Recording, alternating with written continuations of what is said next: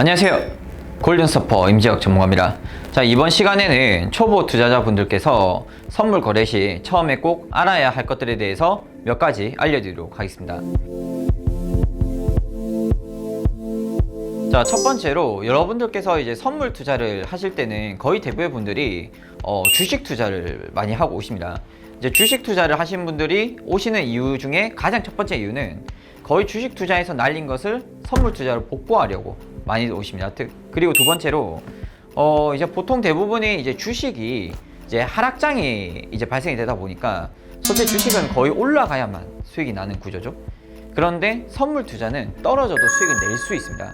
그 외에도 여러 가지 상품 종류가 많기 때문에 예를 들어서 코스피 지수가 있을 것이고 뭐 미국 주식, 미국 지수 선물이 있을 것이고 또는 뭐 일본 니케이 증시 또는 이제 중국, 홍콩 이러한 항생 같은 종목들이 있고요. 그 외에도 오일, 골드, 유로, 엔화 이러한 통화 선물들, 그 외에 이제 안전자산들이 다양하게 있습니다.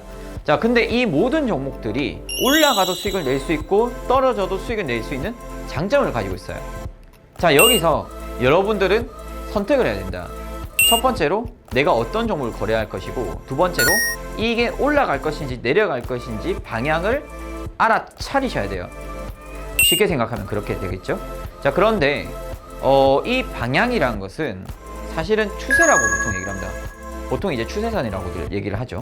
그래서 이 추세선에 대한 기준을 이제 여러분들 본인만의 노하우로 만드셔야 되는데, 그 만들기 전에 거의 대부분의 분들이 좌절을 하게 돼요. 왜냐하면 처음부터 너무 선물을 쉽게 생각하고 도전했다가 뭣도 모르고 이 돈은 이쯤은 날려도 돼. 예를 들어서 내가 1,000만 원 정도 날려도 된다는 생각으로 선물 투자를 쉽게 접근해서 실제로 진짜 날렸어, 1,000만 원을. 그러면 그때부터 사람들이 어떤 마음을 가지게 되냐면 긴장감을 갖게 됩니다. 내가 지금 방금 1,000만 원 날렸다? 그러면 또 1,000만 원 어디서 구해와서 다시 1,000만 원 복구해야겠다. 즉 복구해야겠다는 마음이 앞서게 돼요. 그러다 보면은 내가 선물 투자를 하는 데 있어서 나만의 노하우를 만들 시간도 없이 일단 내 마음이 먼저 저 앞에 복구를 해야겠다는 그러한 심리로 인해서 기준이고 뭐고 간에 일단 하게 되는 거예요. 아무것도 없이. 그러다 보니까 이 전문가 방송도 들어보고 또 유튜브에서 이런 뭐 보조지표를 활용한 노하우 또는 어떤 누군가가 요즘 이거 잘 맞더라 해서 이런 지표도 많이 쓰게 됩니다. 근데 과연 그렇게 해서 수익이 나냐? 절대 안 나요. 자, 제가 보통 4가지 단계를 말씀드립니다. 첫 번째는 어떤 단계냐? 자, 첫 번째, 아무것도 모르고 돈을 버는 단계예요.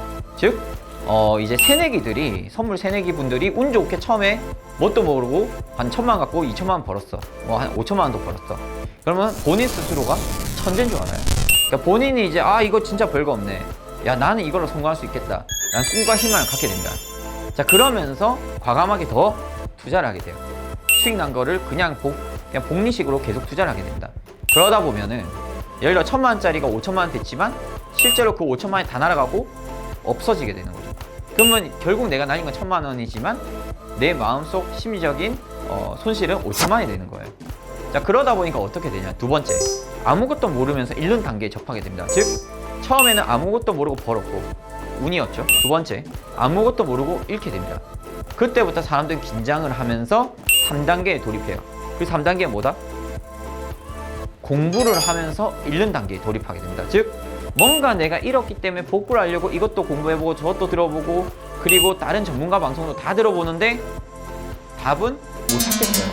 그러니까 희한하게 벌 것 같긴 한데 안 벌리는 거죠. 이 3단계가 바로 알면서 잃는 단계예요. 즉, 해선 안 될 걸 알면서도 예를 들어서 손절을 지켜야 되지만 손절을 못했다든지 물 타면 안 되지만 물 타기를 했다든지 그런 식으로 플레이를 하다가 결국에는 내가 들고 있는 자본을 거의 깎아먹게 되는 구조가 발생이 됩니다. 자, 그러면은 4번째 단계가 뭘까요? 4번째 단계가 결국 고수의 단계라고 보시면 됩니다. 즉, 알면서 버는 단계죠. 즉, 내가 알면서 이 자리는 꼭 들어가야 돼. 이 자리에 들어가면은 승률 80%로 먹을 수 있는 자리야. 10번 들어가면 한 8번은 먹더라. 그러한 나만의 통계와 검증으로 만들어진 그러한 데이터 자료를 가지고 매매를 하는, 즉 선물의 기술적 투자가 완벽히 이루어지는 단계가 바로 4단계입니다. 자, 즉 예를 들어서 내가 내 매매 기법상 10번, 8번 먹는 자리에만 들어가는 거예요. 물론 그런 자리가 10번 중에 2번은 손실이 납니다. 그런데 그걸 감안하고 가는 거예요. 왜? 앞전에 8번의 수익이 있기 때문에 이 2번의 손실은 커버를 할 수 있다 이거죠.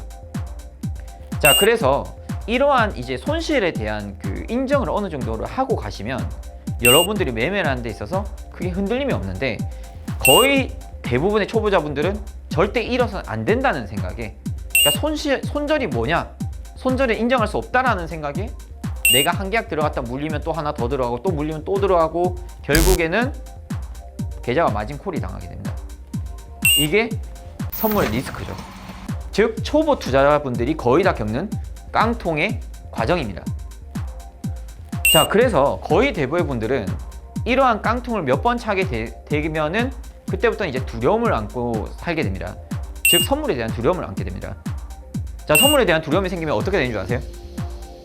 예를 들어서 내가 처음에는 뭣도 모르고 막 뭐 한 1,000만 넣고 막 과감하게 들어가서 뭐 홀딩도 해보고 뭐 에라 모르겠다 던져놓고 막 이렇게 뭔가가 됐지만 몇 번 깨지고 나니까 들어갈 때 소심하게 겨우 들어가서 조금 먹고 팔았더니 한두 번 크게 손실 나는 거예요. 즉 한 번 들어가서 10만 원 먹고 빠졌는데 잘못 들어가서 한 100만씩 날린 거죠. 이게 바로 거의 대부분의 초보자분들이 겪는 과정이라고 보시면 됩니다. 자, 그러면 여러분들이 이걸 어떻게 극복해야 될까요? 자, 이것을 극복하기 위해서는 내가 이때 동안 잘못했던 것들에 대해서 반대로 해 나가시면 됩니다. 즉 예를 들어서 내가 이때 동안 이 자리에서 들어갔을 때마다 손실이 나더라. 그러면 오히려 역발상으로 이 자리에 들어갈 때 반대로 들어가 보는 거죠. 왜냐면 선물은 매수 아니면 매도 게임이니까. 예를 들어서 여러분들이 매일매일 누적 손실이 나는 분들이에요. 자, 그거를 반대로 매매를 했다면 오히려 수익이 났겠죠. 자, 예를 들겠습니다. 여러분들 옆에 친구분은 한 명 앉잖아요. 자, 그러면서 너는 나 반대로만 해라. 예를 들어서 내가 선물 매수를 할 때 너는 선물 매도해라. 대신에 저는 한 계약, 너는 5계약. 배로 많이 들어가는 거죠. 내가 손절 나갈 때 넌 청산하고 네가 손절 나갈 때 나는 청산한다. 약간 이런 구조로 가게 됩니다. 즉 동시에 들어가되 배로 얘가 물량이 많은 거예요. 왜? 결국 내가 잃기 때문에. 통계적으로 봤을 때. 즉 내가 하나의 지표가 될 수 있는 방법이 있습니다. 자, 예를 들어서 여러분들이 물타기 매매를 해요. 한 개 매수를 해. 자, 그럼 총 3개를 샀어. 그럼 이 친구는 5개 매도를 들어가는 거예요. 반대로. 그래서 여러분들이 마진콜 당할 때 이 친구는 어마어마한 수익이 나오겠죠. 결국 누적 수익이 나온 겁니다. 예를 들어 친구 1,000만 원 벌고 나 100만 원 날렸어. 그러면 900만 원의 수익이 나오겠죠. 이렇게 쉽게 접근하시면 되는 거예요. 근데 거의 대부분 분들은 혼자서 매매하게 됩니다. 혼자서 매매를 하다 보니까 본인 매매가 잘 된 건지 잘못된 건지 일단 분간을 못하고, 그리고 너무 어렵게 생각하는 거예요. 근데 방금 제가 말씀드린 것처럼 조금 쉽게 생각하고 역발상으로 여러분들이 접근을 하다 보면은 이 선물에 대한 해답을 찾을 수가 있습니다. 저 같은 경우에도 과거에 선물 투자를 너무 쉽게 생각하고 접근을 했어요. 자, 그런데 몇 번 깨지다 보니까 이게 장난이 아닌 거예요. 정말 힘들더라고요. 근데 여러분들께서는 저랑 같은 과정을 안 겪고 성공시키기 위해서 제가 오늘 이러한 말씀을 드린 거라고 보시면 됩니다. 자, 오늘 제가 말씀드린 것 중에서 여러분들이 몇 가지가 와닿는 게 있다면 지금 분명 잘못된 매매를 하고 있는 것이고, 그리고 만약에 초보자분들께서 지금 제가 말한 거를 들었는데 아직 무슨 소리인지 나는 이해를 못하겠다. 자, 그런 분들은 이제 곧 겪을 수도 있는 거예요, 이거를. 그래서 긴장하고 선물을 준비를 하셔야 되는 겁니다. 자, 그러면 지금부터 이러한 방법을 안 겪고 성공하기 위한 방법에 대해서 간단하게 알려드리겠습니다. 첫 번째, 우선은 처음부터 절대 크게 투자하시면 안 돼요. 예를 들어서 내가 1,000만 원 가지고 선물 투자를 입문해 보겠다. 자, 그러면 이 1,000만 원 날리면 당장은 매매 접는 겁니다. 나만의 손실 제한 기준을 잡으셔야 돼요. 손실 제한 기준 상당히 중요합니다. 거의 대부분들은 내가 1,000만 원 날리잖아요. 자, 그러면 어디서 또 돈을 끌어와서 이 1,000만 원 복구하려고 또 무리한 투자를 하게 됩니다. 그래서 예를 들어서 딴 데서 2,000만 원 끌고 와서 또 했더니 또 2,000만 원 또 날려. 그럼 누적 3,000만 원 손실입니다. 또 이 3천만 원 복구하려고 또 1천만 원 어디서 끌고 왔어. 또 날렸어. 또 누적 4천만 원 손실. 물론 중간중간에 조금 벌어요. 뭐 50만 원, 30만 원, 70만 원 이런 식으로. 그렇지만 손실이 더 크다는 거죠. 왜냐하면 거의 대부분의 분들이 매매 기준이 없기 때문에 그렇습니다. 자, 그래서 제가 항상 말씀드린 게 초보자분들은 처음에는 투자 교육비가 조금 들더라도 제대로 된 투자 고수 또는 투자 전문가에게 가셔서 배워보시면 좋을 것 같아요. 차라리 실전 매매 하기 전에 우선 교육을 받으세요. 그게 좋습니다.